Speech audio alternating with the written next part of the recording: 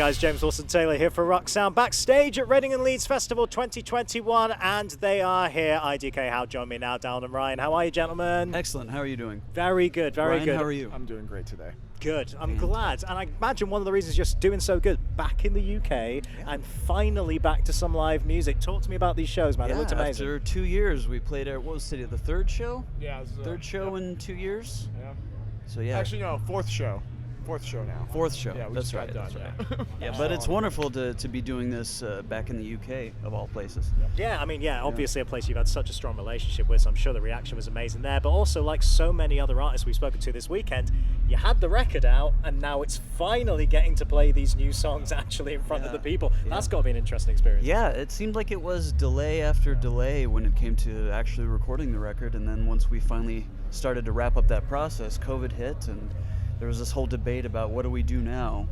But we kind of had to put our foot down and say, we're not waiting any longer. Like, consequences be damned, we're putting the record out. And smart move. hopefully, we kept our fingers crossed, and I guess that worked. So. Oh, hey, definitely seems to pay off. I mean, I want to definitely congratulate you both on the success of Leave Me Alone, because my God, I mean, it's so nice to see a track like that really take on a life of its own and kind of find some new audiences. It must be amazing to play that one, I guess, in particular now in the set, right? Yeah, especially because since it did so well on like alternative radio, which was completely unexpected. We never expected to appear on any kind of chart whatsoever, and then the thing went to #1 in the middle of not being able to tour at all or support it in any kind of way. So it was really unexpected, but so cool too. Yeah, really, really cool. And I like that you guys with the live show, you're trying new things as well. We saw, of course, during the pandemic and everyone at home playing with some additional musicians. And I know you've got extra guitar up there now as well, right? Was that on stage today? Yeah, it's our friend Anthony. Yeah, he's been teching for us for a while, and he's such a nice dude, and he's so humble and quiet. Like, for a good year or two, we had no idea that he played anything at all. Wow. And it turns out he shreds on every instrument. So. We wanted to do something different coming back. So far, we've been keeping it between the two of us because it's easy and it's inexpensive and stuff. But it seems like it's time to do something special. So we wanted to add another little element. So it's been fun. Yeah, no, it's nice to mix things up like that. And you guys have definitely kept things ticking along as well since the album. I want to mention Sinister, of course, finally came out in a new form. That's really cool. I guess for the people who might not know, give me a little bit of background there. When did that one actually get written? Because it was sort of a companion piece it to the was album, one right? of the first songs that we ever wrote, but just didn't get recorded for a long, long time. Yeah. But it was among our first sets, like we would always play it, and back when we were playing in secret.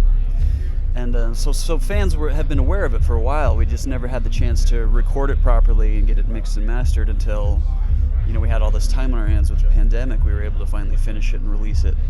So that was cool. Yeah, it was cool to do it in Salt Lake City as well, just because that's where he lives, that's where I grew up. Yeah. So it's home base. Yeah. Nice to have a home base. Yeah, it works well. Bring it back to there. And little covers as well. The Cure cover, I'm really feeling, guys. That was really cool. And I saw you guys playing it in the headline set a little bit as well. Fun. It's funny thing about cover songs. Like, music can be such a sacred thing to people, especially when you're dealing with legendary acts like The Cure. It's not some obscure B-side from some obscure band. This is legend status. But a lot of people, I find, when you cover a song, sometimes people think you're trying to beat the original or something, but that's not ever the case.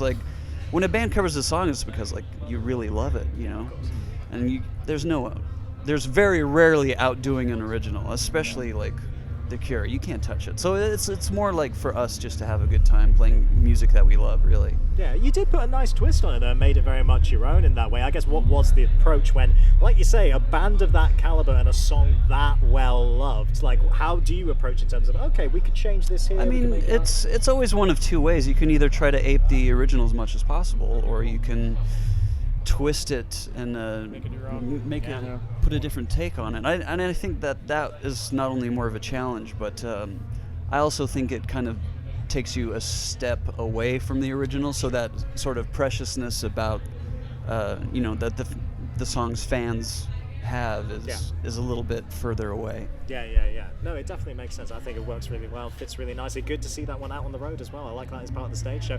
Dallon, when we caught up during the old pandemic via Zoom, I did quiz you a little bit on, okay, you're all at home, working on some new music. You thought, yeah, some ideas are forming. What kind of stage are those ideas at now? Have we had some progression?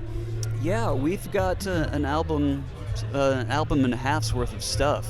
Wow. I think, in various stages of course, completion. but yeah. Some songs are written and arranged, and some are just like little vignettes of ideas so far. So it's super early stages still.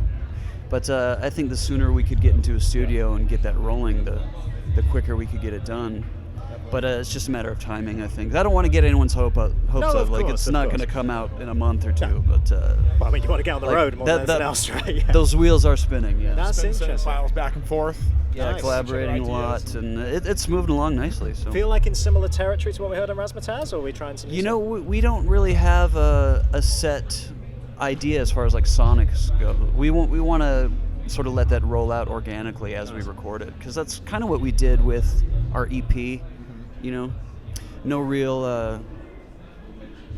like sonic goals in mind. Because just more about songs and time yeah, and place. we take it song to song because we feel like that's more important than like sticking to a particular genre or particular sound. Yeah. Song first, I think. I think that makes a lot of sense.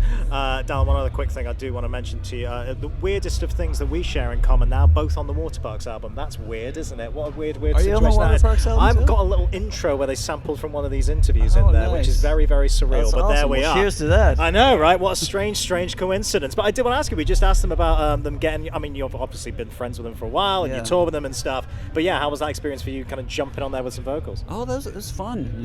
They're super nice dudes, and the song idea that Austin sent me was so like interesting and cool, like very unlike what I've heard from them before, and I was really impressed by it. So I was happy to like put some harmonies on it and make a little contribution in that way. But he's a good friend. But yeah, I guess we just gotta wait for those royalty checks to start coming in, huh, Austin? Hey, there it is. We got the thank yous. We'll take that for something. That's all good. Guys, I'll leave you with this. You can go enjoy your weekend. But in terms of bigger live shows, I mean, obviously you had a few warm-ups and a few headliners around these festivals. Please tell me we're going to see you back in the UK again next year I at some point, certainly right? hope so. If we could be invited to do this every year, we would come.